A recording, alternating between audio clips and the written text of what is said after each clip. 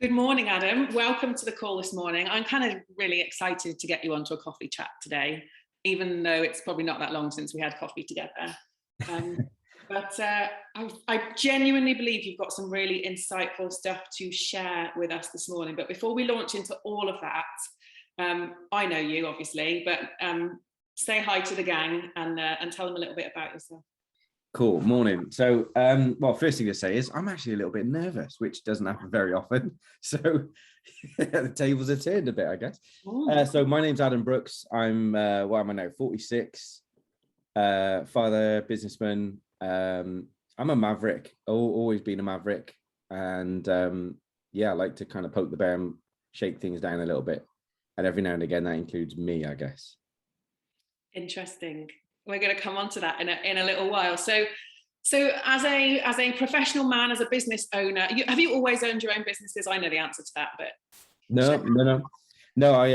I cut my teeth in offender management when I left school, so I wasn't academic at school. I wasn't even interested at school. So to go as far as call myself academic would just be a joke.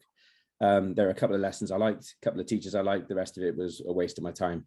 So I wanted to just get into work, get experience, become 18 and join the police. That was what I wanted to do from the age of 5. At the age of 18, when I applied and I kind of found out that I was white, as male, heterosexual, my legs worked, and Gloucestershire Police had too many of me. They didn't want me. I don't know whether I'm allowed to say that in this day and age, but it's how it was then. So positive racism, whatever you call it, I don't care.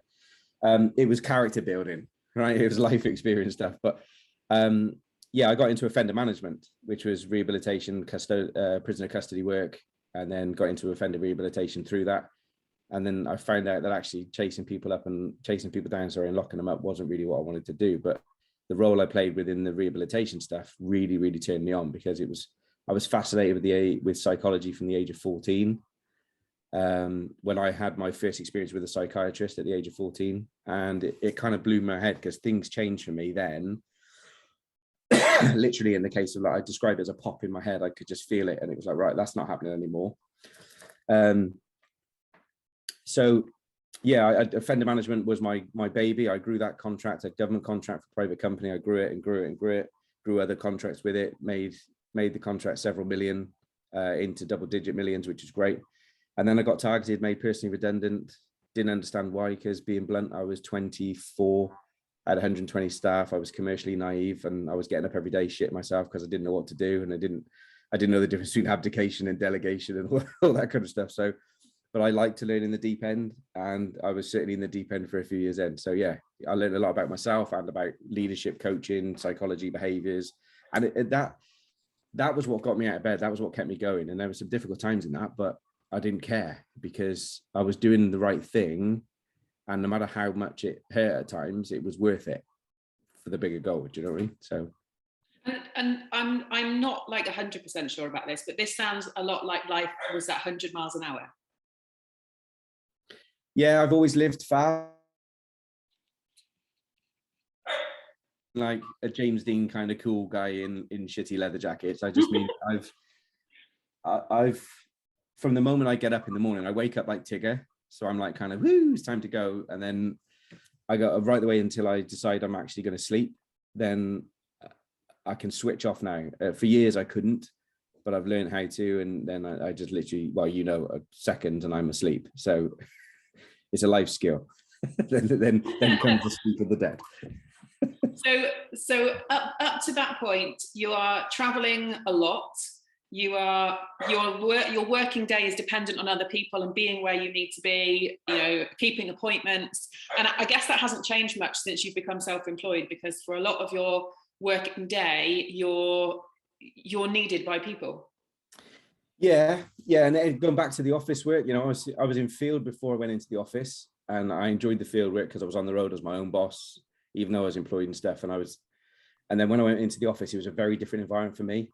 I'm not cut out for an office. I'm not cut out to be in an office for very long. I kind of get to the high school shooting type stage in my head. It's like, everyone's here to wind me up, so I need to leave, kind of thing. And it's like, but no, there's very different behaviors around, like, the work pattern. And I'm quite a free spirit, always have been. So quite independent, very independently strong-willed, strong-minded, all that sort of stuff. So I felt caged in that environment. So that affected my sleep, my eating, my everything, because it was too much routine, which might sound odd for some, but it was just too much routine. I like structure, but I don't like too much routine. And there's a kind of understanding and definition in there. I like that for me, and I understand what that means for me. But then being on the road, you know, as a sales rep, and I left that contract and I joined the beer industry and stuff, and I got into sales. It was easy because it was psychology of people as well. But again, I was owning it. I was on the road long. I was in the offices, and then I went on the road and stuff, and then into telecoms on the road, action coach on the road, seeing clients, stuff. So there was a lot of time spent snacking, eating, never really considering meal times or my body, to be blunt. When I was really young, and I used to do a lot of golf, and I used to play like 2 rounds of golf a day, and I was in the gym every day, because most offenders used to misbehave at night. So during the daytime when the gyms were empty, I had loads of fun in them. It was great. But that was probably when I was going for the police, my fitness was important to me. My health was important to me. Once I realized that that wasn't my journey, it became non-important.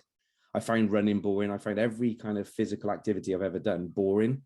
And within a few minutes, when it becomes repetitive, I'm like, why are we doing this? We were talking about it last night. 2 people signed up to a marathon last night. And I'm like, I couldn't run for longer than 3 minutes. Do you know what I mean? Let alone 26 miles. Because it's interesting, isn't it? You remove that goal. So if you removing the goal of acceptance into the police just took away that impetus to stay focused. And yeah, it wasn't important.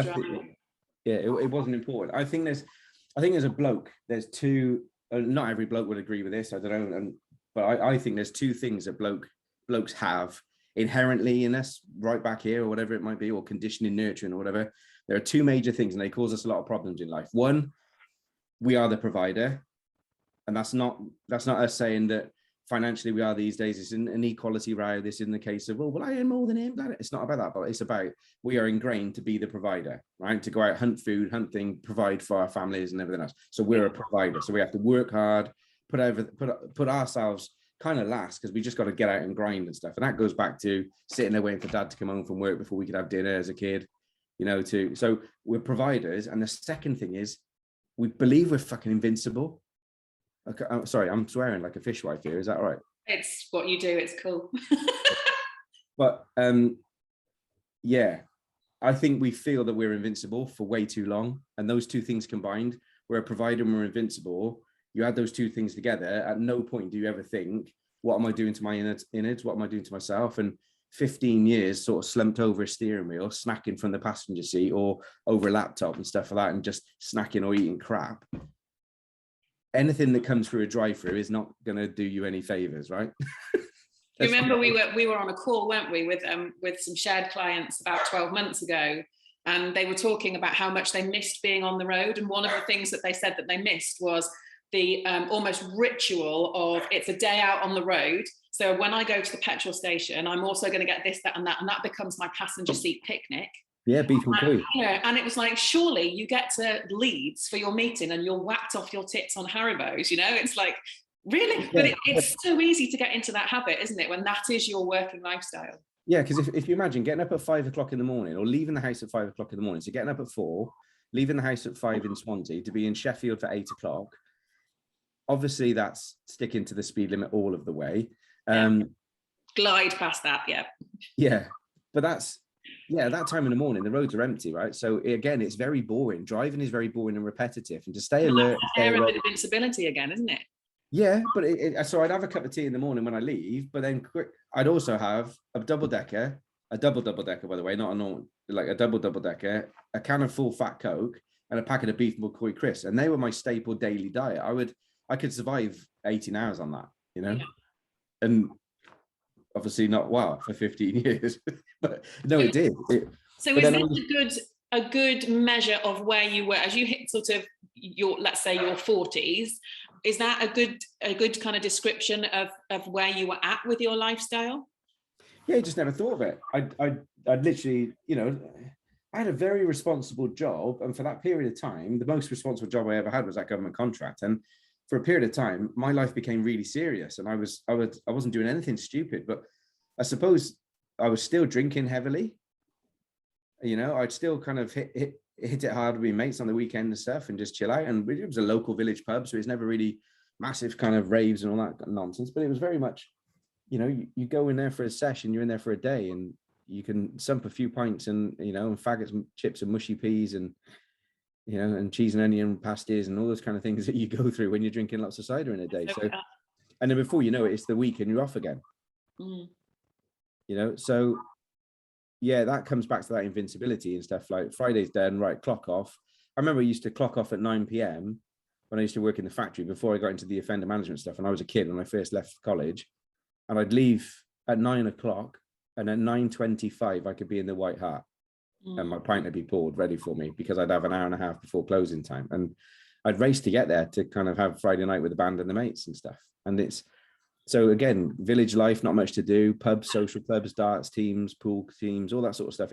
It kind of fuels that men gathering, drinking. You know, we go out and we talk, we spend hours with our blokes. We don't even talk about anything to do with life. We just take the piss out of each other, play pool, drink and eat peanuts, and then go home. And then it goes, well, how is everyone? And we don't know, because we haven't had any conversations about anyone, about anything.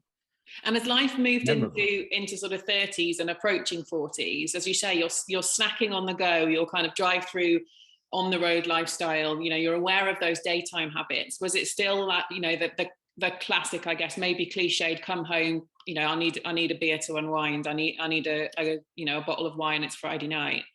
You know, did you make that transition as you grew up, quote unquote? No, it's interesting. It's interesting you mentioned that, because I've never ever felt, and this used to piss my mates off. I've never ever felt the need for a drink. I've never had I need a drink. The same with fags. When I used to smoke, I used to like the taste of nicotine, bizarrely. I hated the smell of it. Hated the smell of it on my clothes. Hated the smell of it on my fingers. Hated the smell of it on my fingers. But I liked the taste of nicotine. And nicotine, together with a pint of Guinness, were flavoursome wise, they just went for me. But I could buy a pack of 20 fags, Marlboro Reds as well. I was proper hardcore. And I'd smoke a fag, and I'd open a pack of 20, smoke a fag, and go, don't like that, and that's it. And I'd chuck them away, and I wouldn't smoke for ages. Interesting.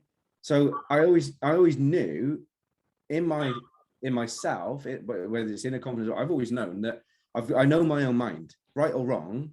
I know my own mind. So I don't need a glass of wine. I don't sit there going, oh my God, it's 3 o'clock, I'm busting for a glass of wine or whatever. I can't live like that. I never have, never wanted to. So I've never felt that. I don't know whether it's addiction or whatever you want to call it. I've never felt that craving for anything like that. Have you been around it? Have you observed it and been around it? And has that influenced your decision? Yeah. I've been around it with my mates when I was younger, with drugs, relationships with alcohol. So yeah. And smoking, it's like smoke, contentiously or not, there's so much of this stuff that can just be put down to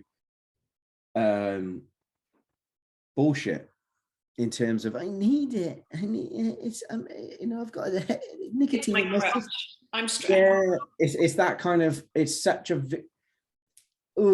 it's like it kind of makes my skin crawl a little bit, in terms of that it's such abdication of any control or any decision making or any responsibility, I guess, or accountability in any of the scenarios. Like, no, nicotine has a hold over me, therefore I have to smoke.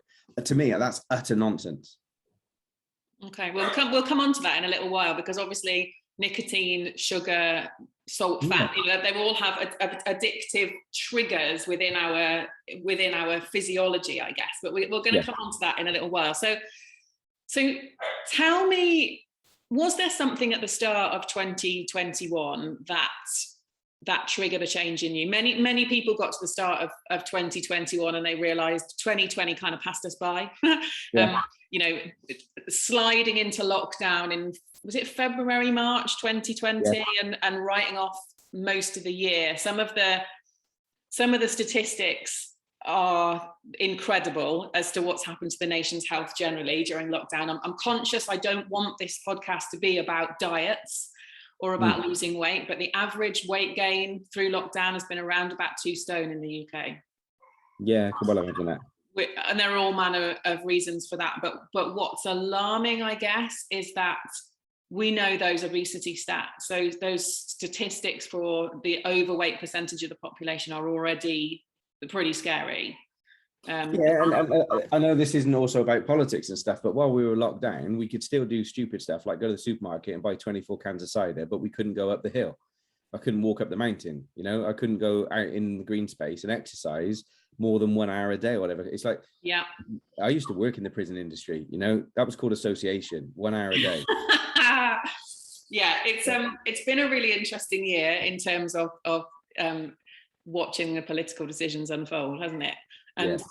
But no, I set a goal at the start of, well, the end of 2020, a personal goal, which was for 2020, and then, well, 2021, sorry, and onwards, was increase time, increase revenue, increase health.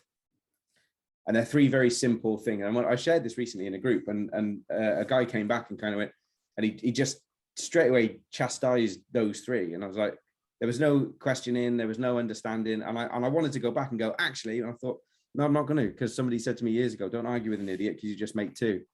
And I thought there was no willing to understand. There was no like, okay, what do they actually mean and stuff like that. And for me, they mean everything, because I'm benchmarking whatever I do and say my choices based on, I want to increase the time that I've got back from my businesses. I want to increase the revenue. So if I'm dropping the time, I don't want that to massively affect the revenue. And I'm not being greedy and capitalist and all that. I've got a lifestyle I want to maintain and grow for us and the family and holidays and different things like that.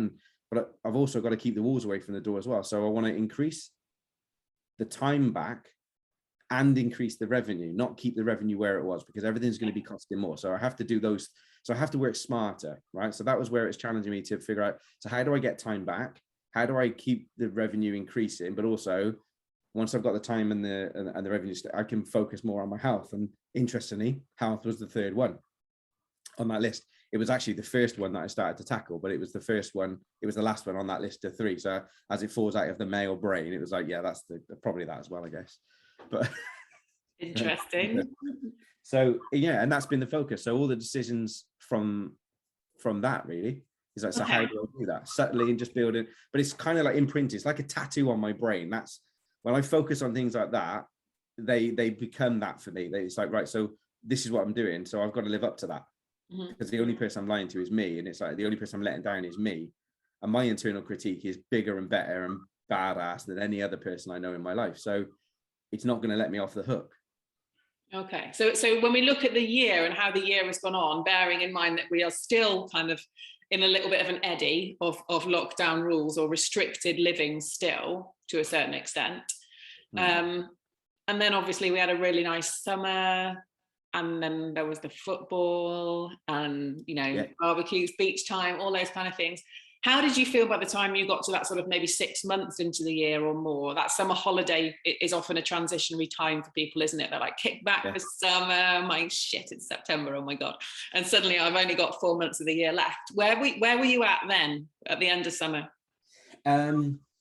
Okay, so truthfully, going into the year physically, during 2020, I'd spent a lot of time, as you know, I'm a gamer when I have time to, and I spent time with the boys on the headset, laughing and joking, drinking cider, eating peanuts, as a bit of downtime as I do when I can, and I enjoyed it. But that compound effect of somebody asked me the other day, I was like, it kind of got to this point where I was drinking cider and then going, well, I need some peanuts now. I need some KP salted peanuts, because all I can taste is other brands of peanuts are available. We just need no, to they're not. Right? No, don't even go there. They're not. Any other brand moving on. A waste of time and money. Don't go anywhere near anything else other than KP. So yeah, I needed saltiness, so I'd eat KP nuts, but not like a small. I'd like go for a tub and I'd demolish the tub, because I'd be drinking cider, and then I'd be like, oh, that's a nice balance, cider and peanuts, that's nice. And then at some point my taste buds would go, you need chocolate, and then I just like hoover a bar of dairy milk and then blame the Americans for taking over and making those dairy milk bars a lot smaller these days. And you do that for you do that for a long period of time, and you're like, yeah, I'm feeling it's a little bit more difficult to tie my shoelaces. I'm getting a bit out of breath doing simpler things, and the conscious awareness of I'm actually not really looking after myself very well. Okay. And that's hit me at different times throughout my life, because I guess one of the biggest elements about me, but also Achilles heel for me is I'm a giving person. So I'll give my time, my energy, my effort, everything I can. I'll give you the shirt off my frigging back. Yeah. But at the same time, that can push me to breaking point sometimes, more than I'll care to admit sometimes. Yeah. So yeah, when it gets to that physical point, you were there in 2019, and you saw me at my lowest and my worst physical and kind of mental place. Yeah. And yeah, it wasn't a nice time. That was a year after Dad died. Well, I started to question everything during that process and started to pull the pins on a lot of grenades I needed to. And not realizing, or not accepting, probably realizing but not accepting that the choices I'd made in the past had now come back to haunt me, and they would really start to hurt me. And I'm like, well, I've made those choices, so I can unmake them. You know, there's no one else that can do it. And as much as it's going to hurt, I've got to rip some of the plasters off, or as I call it, I've got to pull some pins on some grenades. So once I'd made the decision emotionally that I was going to, like I do with anything, that was it. Bang, grenades pulled, let's go. My nan, funnily enough, always used to say to me, why are you worried? Why are you worrying? Because whatever you do, you always end up, if you fall in the shit, you always end up coming out smelling of roses, or something along those lines.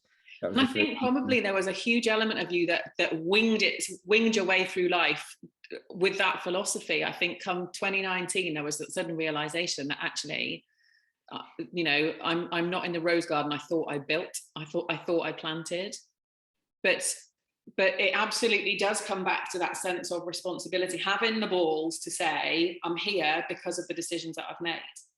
It's not one catastrophic thing. It wasn't because Dad died. It wasn't because things needed to change in your business. It was a compound effect of all of these things that suddenly make you think, and how many of us have been in that situation? You're suddenly like, shit, how did I end up here? This is not where I thought I was going to be. Yeah, and it's not rose glasses. Along that way, there were selfish decisions that served me short term. There were selfish decisions that hurt other people and stuff. There were decisions that I wasn't proud of, but I'd made those decisions, and I can't just turn around and go, oh well, let's just forget. No, I had to shake it down to put it right as best as I could. Now there's going to be collateral damage in that, but you keeping going is only going to be worse. Yeah. So you'd made those decisions in 2019 and made great steps towards taking a little bit of life back and reshaping life as you approached 2020. And then obviously we came crashing into lockdown. And then, as we say, 2021, you've set this increasing your time, your revenue, and your health goal. And you get to summer and realize, okay, so there's some things that have changed. There's some of my good habits I've held on to, but I need to do something differently. So what happened on the 1st of September? What did you decide on the 1st of September? Well, quite simply, I'll go. The decision was I'm not going to drink for a quarter. Okay, so that was one thing. You just decided on that one thing. Yeah. So the last few years, February and September, I normally don't drink for a month. I just take 30 days out, right? Whatever it is. And it's normally 2 months a year, but one at the beginning, one at the end. So the end of summer and stuff like that.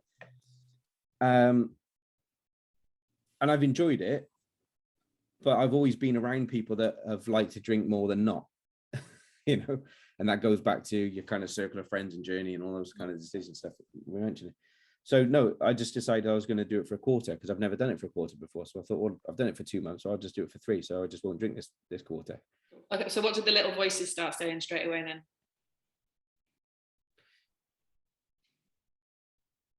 What about peanuts? Because they go hand in hand. You know, and it was very much of like, yeah, but what about us? We need our peanuts. There's this sad little boy there going, yeah, but what about my peanuts? Yeah, exactly. So this is an interesting point though, isn't it? Because you absolutely embrace the change one thing, make one decision. This is my, you know, laser-like focus on this one thing. I'm not going to drink for this quarter. But then I've been intrigued about this. I believe is a twofold kind of key to your success, but I'm going to ask you in particular what you think is behind that. But what have been the knock-on effects of making that one decision about that one thing?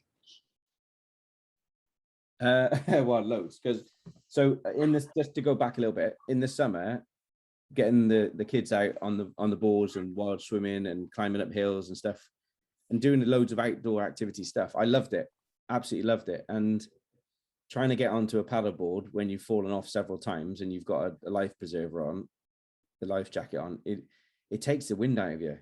And then when you got a veranda, as Peter Kay would say, over the sweet shop, that even makes it even harder to pull yourself up on. So I kind of had like 2 attempts, and by the third I was done. It's like, so I'll just float, because there was nothing left to get back up. And it's like, I don't want to be that person. I don't want to be that unfit.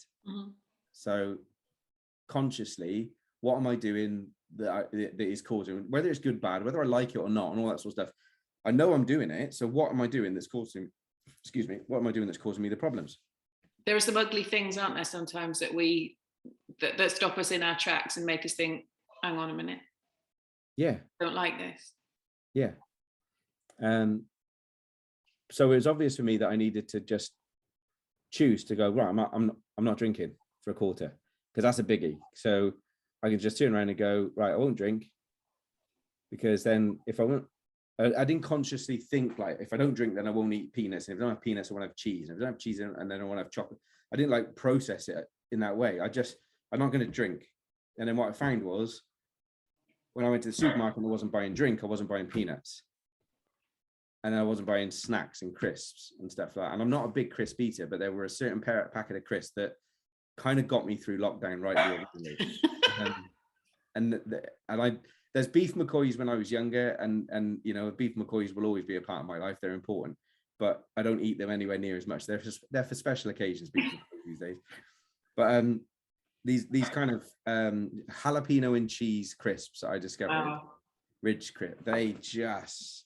And obviously, when you've set your mouth on fire, you need some more cider to cool things down. So it is that constant cycle and circle of, I need this, and then I need that, and then I need that. So when you cut out that one thing. But it's also, Bex, it's also the size of the portions don't enter your head until you've demolished them all. I don't sit there thinking, oh my God, that was a big packet of crisps. You know, because it is a big packet of crisps, they're not little bags. So they're like the big sharing packs. And I'd open one of them and I'd just be playing games, you know, online and stuff, having a handful in between games stuff, knowing my mates chewing on the microphone because that does their head in. And then half the bag, and I'd fold it up and then put it away. And then half a bag became a whole bag, and then the whole bag became, well, there was money in that. So is that losing the inhibitions and the boundaries and our sort of level of consciousness through drink? Or is it the gaming? Is it that lack of presence in actually what we are physically doing? All of, yeah. All of, I guess. And I think the lack of presence is probably the biggest one, because you literally just go.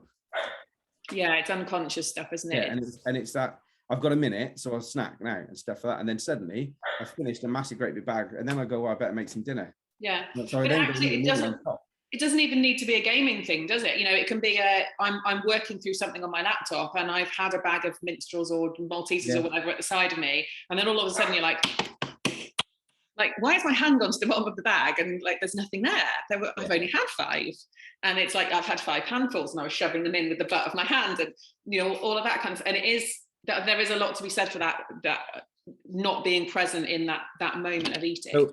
So are we both saying that they haven't put smaller amounts in these large bags? I think we can kid ourselves on with that, but I just, you know, I don't think.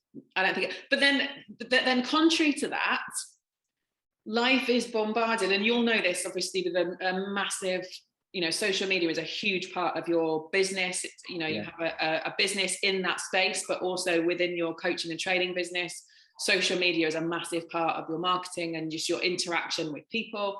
We are bombarded all the time with all of these contradictory messages. There's so much information out there from an industry that, you know, in the UK is worth £2 billion a year, never mind globally, the hundreds of billions of dollars. It's, you know, it's like constant. This is really bad. You've got to, you know, deal with this, do it like this, do it like that. And we're constantly told, you need to stop eating this, you need to stop doing that, you need to be dairy free, you need to be carb free, you need to count your calories, you need to restrict your portions, you need to detox it like once every 6 weeks, you need to eliminate, you know, what? You know, we have all this stuff thrown at us all the time. So when you've made a decision, because it's this crystal clarity that intrigues me about your journey. It's that I just decided. But you are in social media all the time. You have things distracting you through social media, surely all the time. You have a social life, you have a business life, lots of which involves interacting with people and social occasions.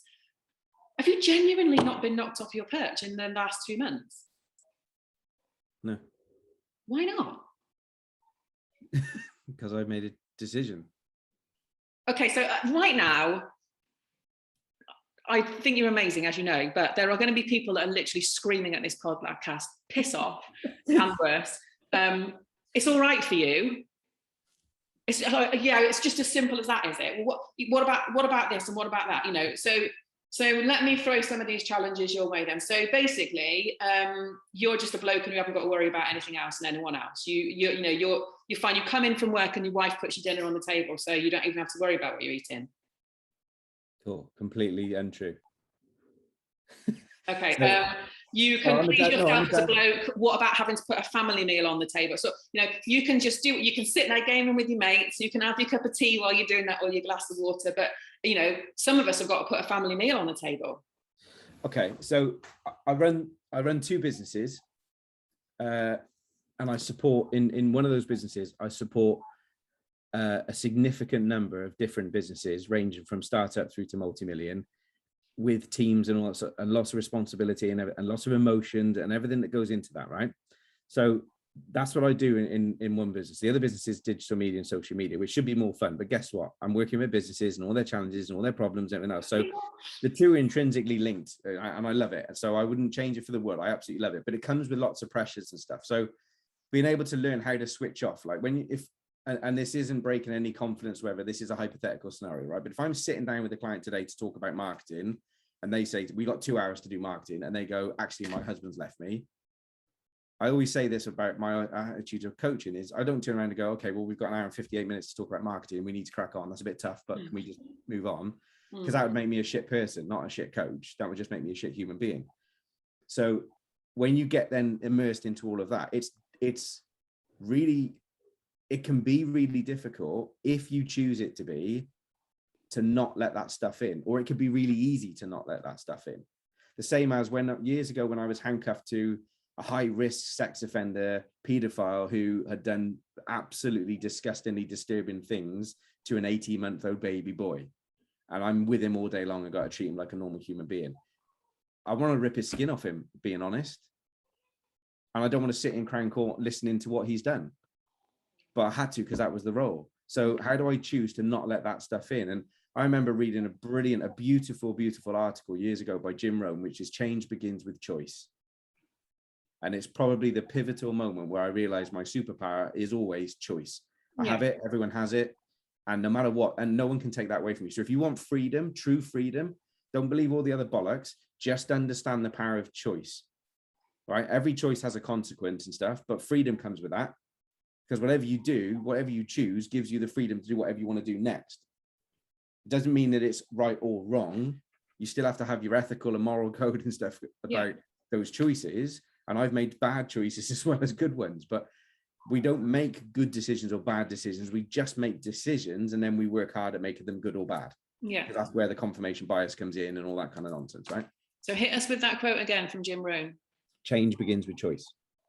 So which absolutely fits that. Change one thing, focus just on that, and then marvel at the kind of knock-on positives that whether it's peanuts, chocolate, cheese, or whatever it is. But if you want to go if you want to go even further out and spiritual on it and stuff like that, the universe, which I don't understand, but I can't see oxygen. I breathe that shit every day. So who am I to question it, right?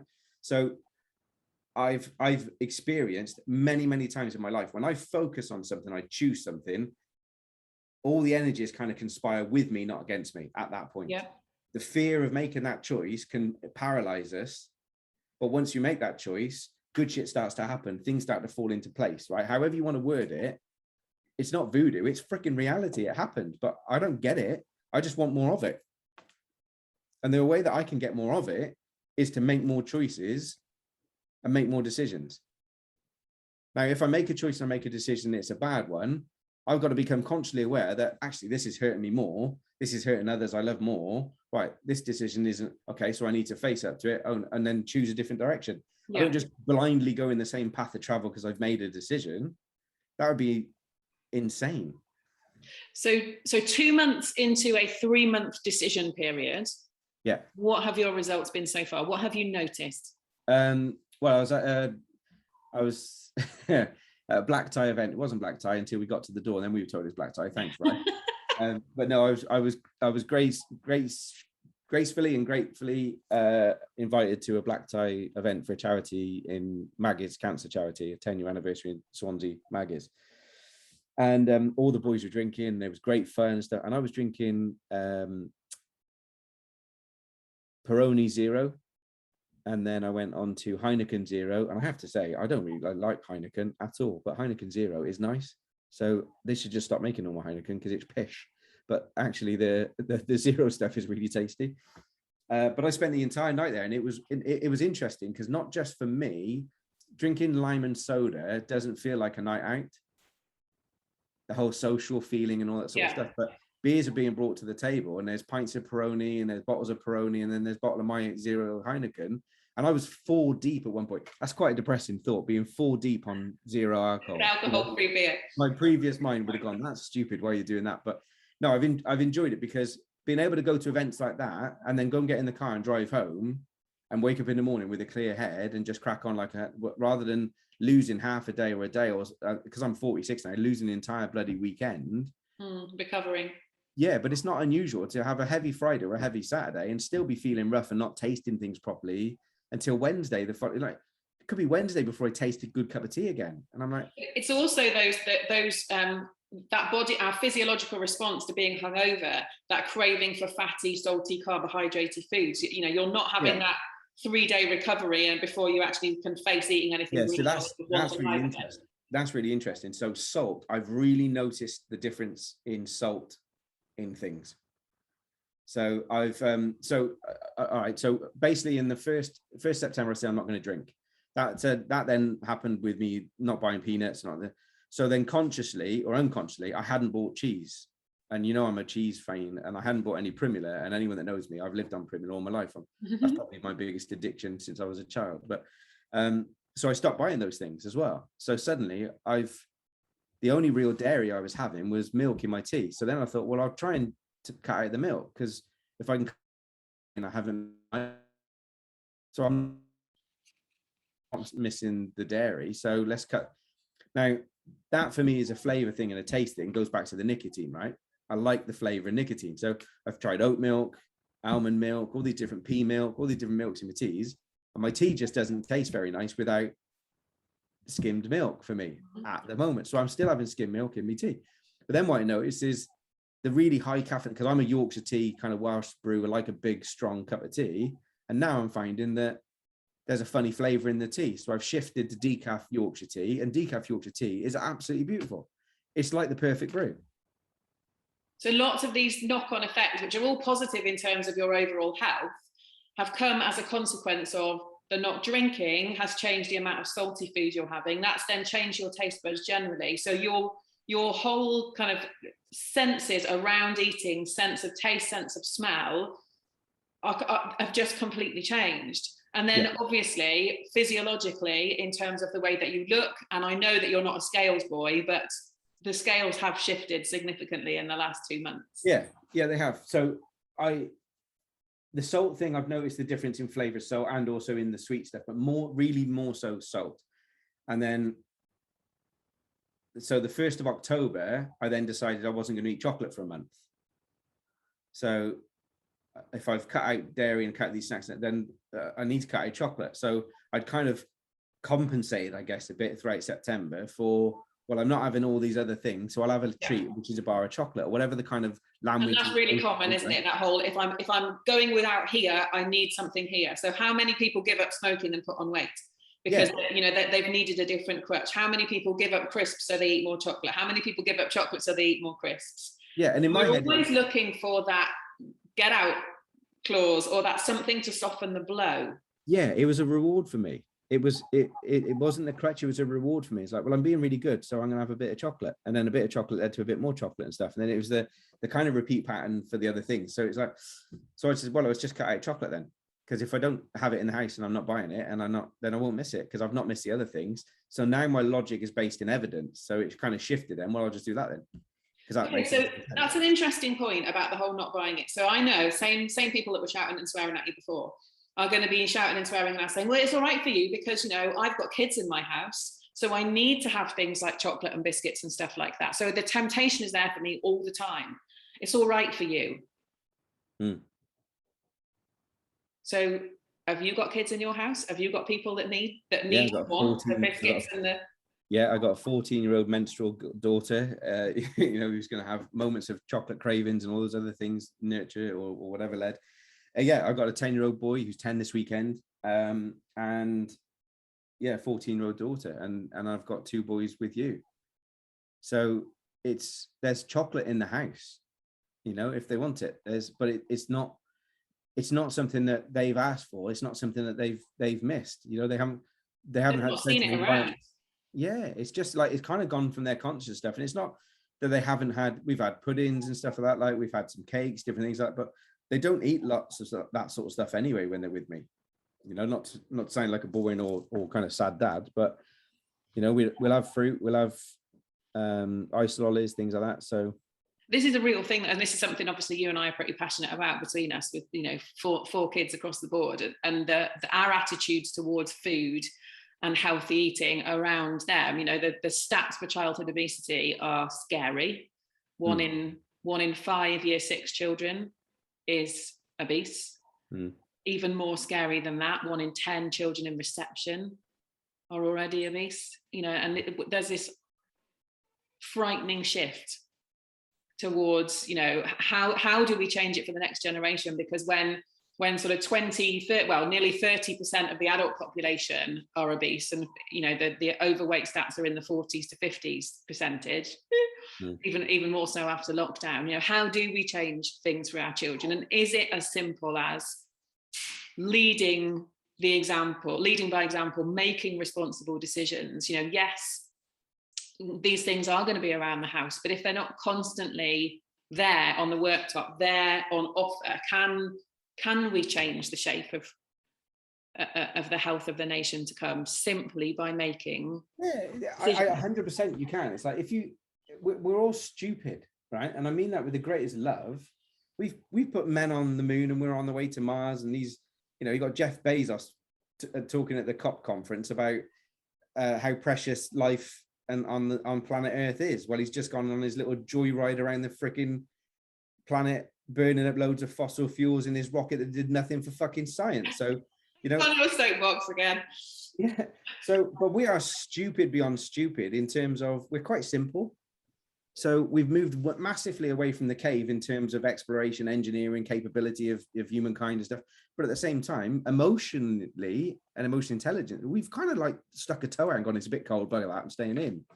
Because if you see crisps all day long, and you see the adverts everywhere, and there's a pile of crisps there, easy to obtain at a low level for kids, stuff like that. You say to them, well, can I have a snack, mum? Yeah, cool, help yourself. Right, there you go. There's the crisp. They're going to go for they're going to go for the easiest and the crave it. So yeah, we have a responsibility to not just look after ourselves better and look after them. And I'm not going to get on a bad parenting trip and all that sort of stuff, but it's those conscious things about, where do we put stuff?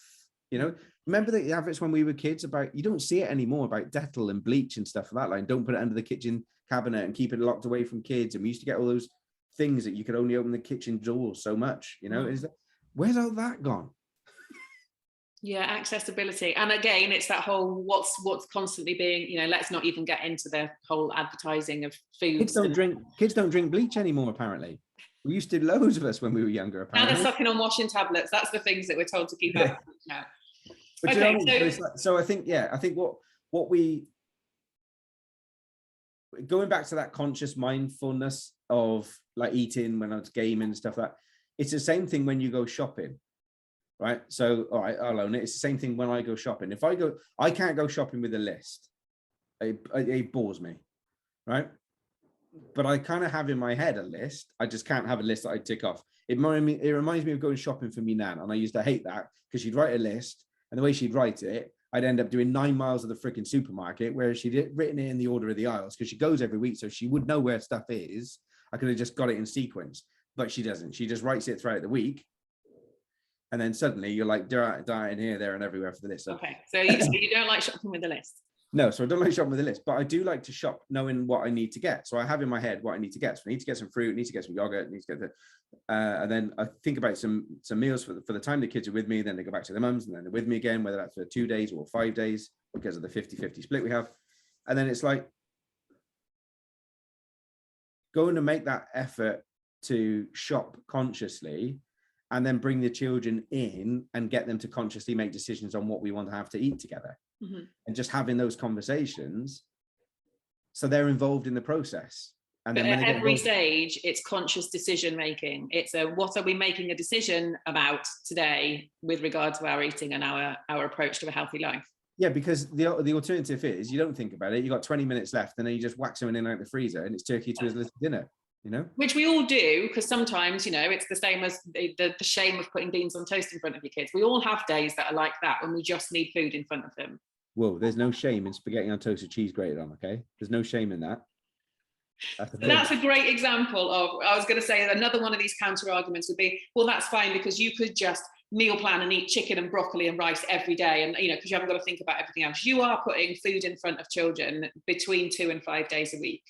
You are still eating sensible, balanced, nutritious and portion meals. sizes, well, smaller plates. Yeah, so there's lots of little things that you have done that have been a consequence of this heightened awareness of putting your health towards the top of the agenda. And this is where I think is an interesting argument, and it potentially, and I've always had a bit of an umming and an ahhing about this, does that go back to the male-female brain thing? Because it's a classic example, and I used to see this when I was a consultant with Slimming World. The standard argument was, it's all right for blokes, they lose weight really easy, they stop drinking and their wife puts healthy food in front of them, and that's all fine. It's like, hang on a minute, they've still got to make their decisions when they're at work during the day, or they still have a brain in their head when they need to stop themselves having the passenger seat picnic. But it was always implied that men have a much more digital approach to life. Exactly as you say, make a decision, stick to it, end of, results, success, tick, done. Women are much more emotionally driven creatures. Okay. By the nature of their brain, they're emotionally driven creatures. Therefore, everything else comes first. And that was interesting that was one of the phrases actually you used about a bloke. We're a provider and we have an air of invincibility. So the stuff that actually would benefit us comes right at the back of the queue. Yeah. So do you buy into the whole argument that it's all right for you because you're a bloke and it's easier for you? No, it's bollocks. It's total bollocks. I'm not an archaic kind of get to missus, up to think, keep with dinner and all that kind of Yorkshire. It's not successful for you because your nutritionist partner just puts meals in front of you then? Oh, this is awkward. Not really, because it'd be really easy for people to think that it's all right for him. Yeah. You've got her on tap and she puts meals. There are plenty of days when I need the guidance and the inspiration from you to stay on track with my decision making.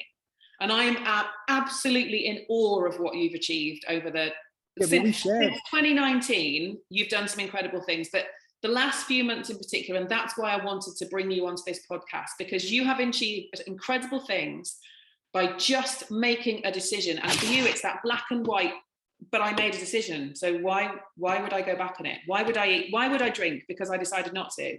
Why would I eat chocolate? Because I'm not doing that this month. End of. Okay, so I was chatting to William about it this morning, and I said, "Is it a boy thing then?"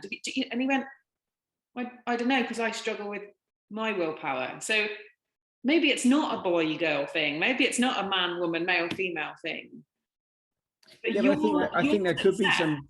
I think there could be some logic to the masculine-feminine side of it, in terms of the masculine brain, the feminine brain and stuff. Because I believe we have both. Mm-hmm. I really do. I think it's drummed out of, and it's still drummed out of most men. I still have the whole conversation regularly when I hear people say, like, when you see boys crying, they go, "Oh, don't cry," or no, let them cry. Don't tell them not to cry. Invite them to cry. Let them feel it. Sit in the puddle. Understand it. Mm. Heal through feeling it, not avoiding it. because you're never going to heal through it. You're never going to understand it. You're never going to. So I mentioned earlier about evidence. The evidence then was, well, I can knock out chocolate, because if I can knock out that, I can knock. And that's the kind of critical thought process that we all have as well, both men and women, female, masculine, whatever you want to call it. But the first time I walked on hot coals, I didn't think I could do it. But I'd made the decision I was going to do it. And then when I did it, I was like, oh yeah. Which kind of goes back to that confirmation bias thing. So I've never jumped out of an airplane before, but when I decided I was going to do it, then it's happening. So, and then it's bizarre because the thing that I found the most interesting about probably the last 2 months, and also the parachute jump and other things, is people have to come and put their map of the world on you, right? They just have to. It's like, the game Cheers Easy, where people have to correct and stuff, and it's frustrating, but it's like human beings have to correct. So they have to put their map on you. So they're saying things like, well, are you not scared? What of? And they're like, of the parachute jump. I don't know, I've never done it before. So in my simple brain, I'm like, what have I got to be scared of? Because I haven't done it before. And they're like, yeah, but you're falling out of and they kept saying things like, a completely good plane. Why would you throw yourself out of a completely good, safe plane? I'm like, because that's what a parachute jump is. So the rest of us just overcomplicate things. Oh yeah. Everyone overcomplicates everything. And again, I think this is back to academia, because I think we're forced to. I think we're conditioned and trained to constantly show our workings out and overcomplicate absolutely bloody everything. I sit there as quite a dominant character. I can think about things. My brain goes at 100 miles an hour and I go, yeah, cool, we need to do that. And I remember in leadership, because I was called a maverick leader, I'd literally be going, right, yeah, but so okay, well, fundamentally, we need to do this. And they'd be like, well, how'd you get there? And I'm like, because we're starting on letter A, but for me to figure out where we got to go, I got to kind of visualize letter Z. So I'm going to jump from A to Z to kind of visualize and understand stuff, and then we can work back. But I can't go every letter. I'm going to grow cobwebs. I can't do that. But what I learned was patience and understanding and empathy and compassion for other people's learning styles and processing speeds and everything else. Because it's not that I'm right, but I do process fast. I do make decisions fast. I do make decisions considering lots of detail, but I don't show my workings out. So when I make decisions, people can think they're on the hut. No, they're not. They're just considered at a very fast point of bang. That's it. And that's how my life has operated and always has and always will. So it frustrates me and tangles me in knots when I have to then explain, well, how did I reach that decision? Yeah. Because in my head, I'm going, it's fucking obvious, isn't it? So is this in part that boy at school who didn't want to engage in the whys and wherefores, but had his own, yeah, but why? Can't we just do this? Yeah, but why? Ah, cool. And so then also, sorry. Yeah. No, carry on with the question, because there's two points in that. So that I see that boy in you still. Yeah. I also am fascinated by that 14-year-old boy who sought help and then literally believed in the power of that help and allowed himself to experience the flick of a switch, decision making, and the knock-on effect of that. Yeah. And I can see, therefore, that throughout your life, Adam, there have been things that were painful, and then bang, it was like, this happened and I move forward. This happened and I move forward. And every time it's been, I've made a decision and then I deal with the consequences. I've made a decision and I deal with the consequences. So what is behind your success? Christ almighty. It's not me poking you with a big stick, I can tell you that now. Yeah. I think there's a lot of challenge in the decisions that come into play. And that's a lot of that internal dialogue and a lot of that high-speed dialogue and stuff is because I challenge everything. So when I've reached a decision, even though I might reach the decision fast, it's gone through quite a mill of challenge, if that makes sense. So when I was at school, I used to sit there and go, this is pointless. Because in my head, I've gone, when am I ever going to use this in my life? Never, right, pointless. Why am I doing this? And I remember having a conversation at the very brief period I went to college to do work experience in the police, because I could do it then. So college was just an anchor for me to do that. there was one of the half term, September, October half term. They said I had to write 300 checks as part of the diploma, part of this homework, 300 checks. It was a business studies course, and I had to do like 52 balance sheets, and it was a massive piece of work that we got given for that. And I was like, hang on a sec, what it says here? I got to write these, and there's a load of data here, and I got to transfer all this data into these checks to write as an exercise to prove I can write a check. And he's like, yeah. I said, but I've got to do like 300 of these. And he's like, yeah. I was like, okay, well, if I've done 5 correctly, why would I need to do 300? Because that's what the diploma says. And I'm like, but that's bollocks, because if I've done 3 accurately, I can write a check. All I've got to do is show that I can write a check to pass the course, right? No, you need to do 300. No, that's ridiculous. I'm questioning why, and you've not given me any under reason and any real under. So my brain is always questioning and challenging, and to just go because that's how it is isn't a good enough answer. It's never been a good enough answer for me. So I question authority. It's not that I don't respect authority, but I don't assume that authority is due respect. There's a difference in that. So when my daughter was going through like days old, and she was in a brace and stuff, and because she had liquid hips, not clicky hips yet, they were still liquefied. They hadn't crystallized and formed at all, the bone. So we were this specialist, and he'd just come back from Canada, and he's got this pioneering stuff from Canada that he wants to try in the UK, and all of that overshadowed everything else that he said, because all I heard was him wanting to pioneer this new stuff on my daughter. And my wife is going, yeah, this sounds great. And I'm like, whoa.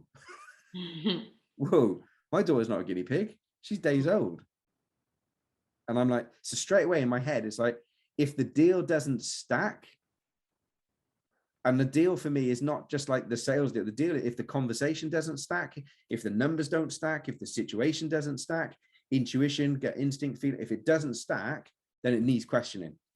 So basically, it's make the decision based on the facts, and then almost look for the evidence that's working. That keeps you in the everything else. Yeah, everything else is white noise and distraction. Yeah, evidence is the direction of travel, and if it's then you make a decision to carry on or change direction. You reassess, right? What's the situational update? In military terms, they call it sit rep.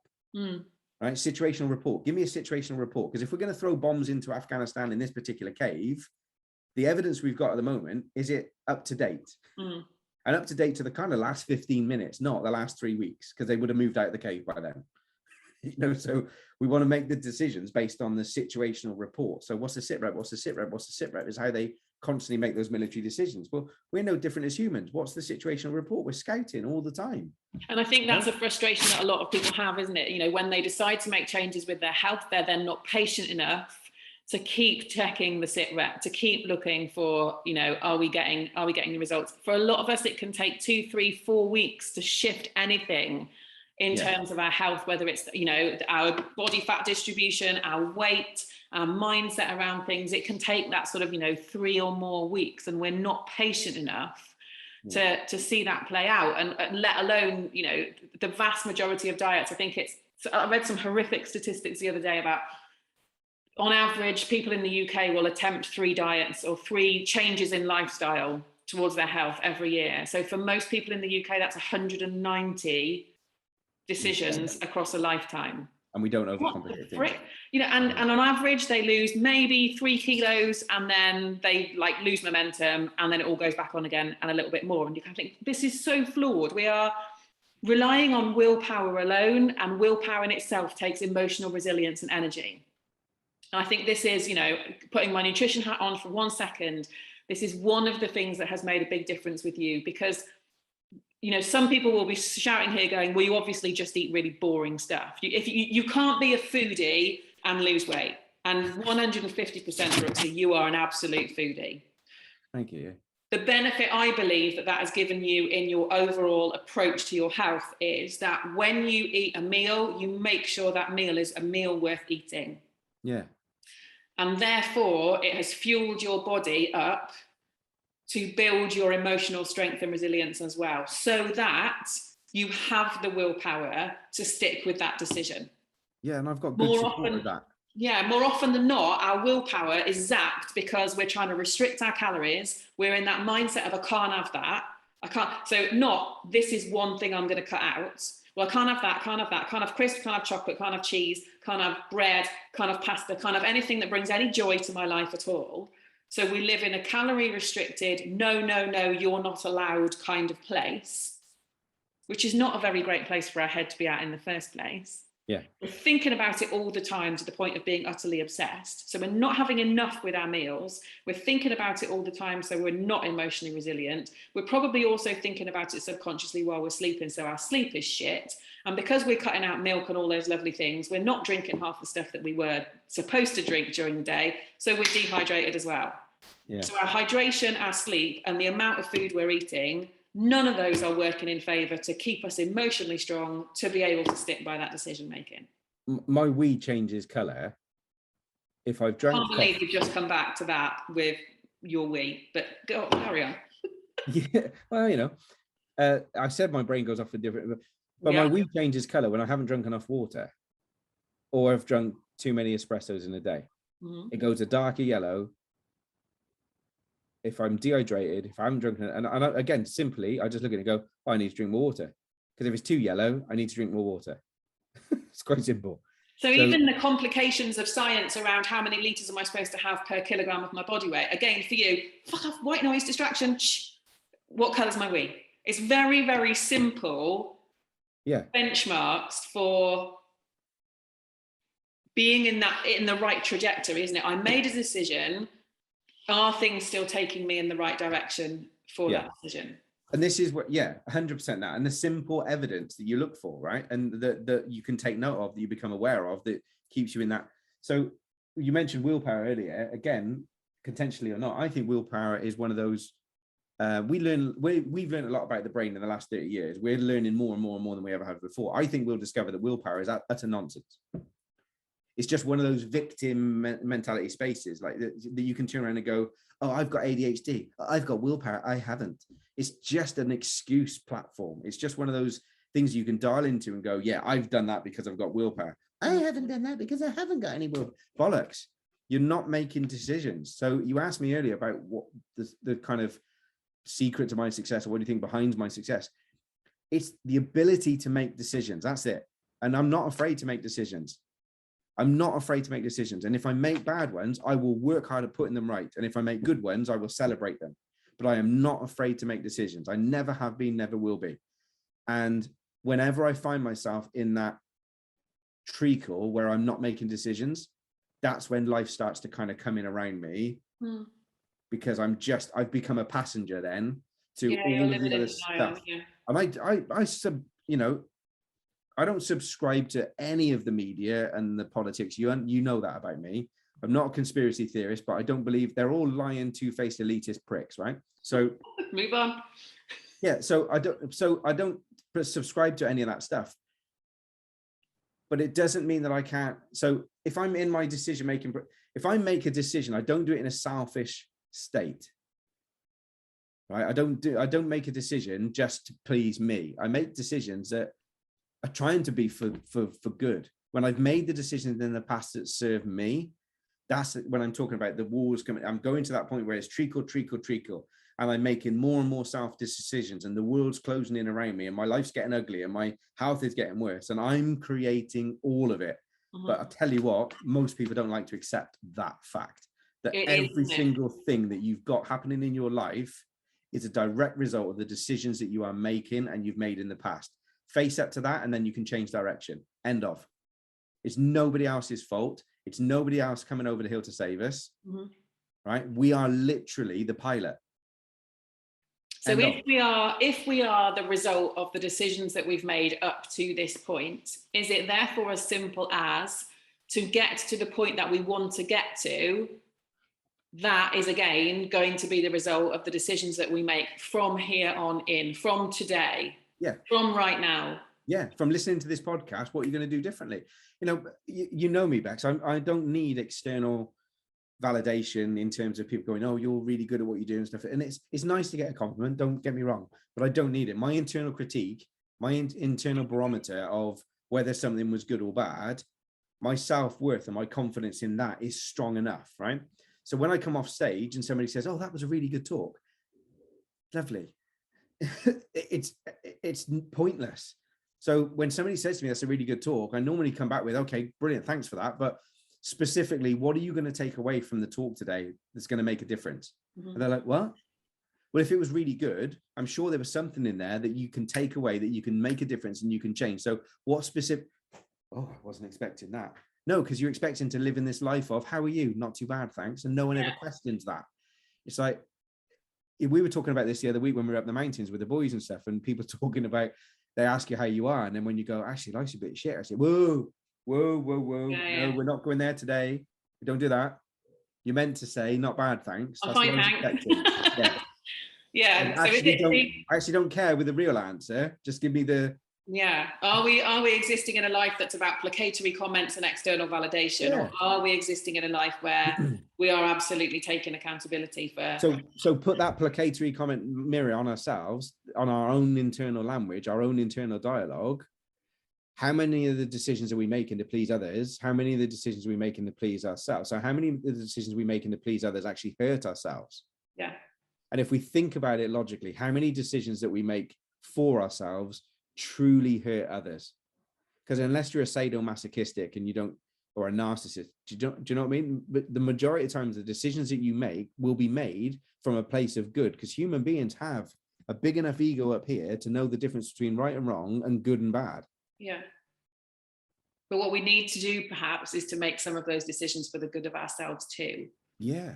And not believe that that is a selfish or self-gratifying act. And I've always been an advocate of, you have to be your best self, to be, to yourself, to be your best self for other people as well. And that's a bloody hard thing for a lot of us. Yeah. When you're a people pleaser and you give as much as you do, and this is probably why our paths collide, because we are that kind of person. It's so easy to find yourself at the bottom of the pile, but it is absolutely about, okay, so if there was just one thing that you were going to do for you, what could that be?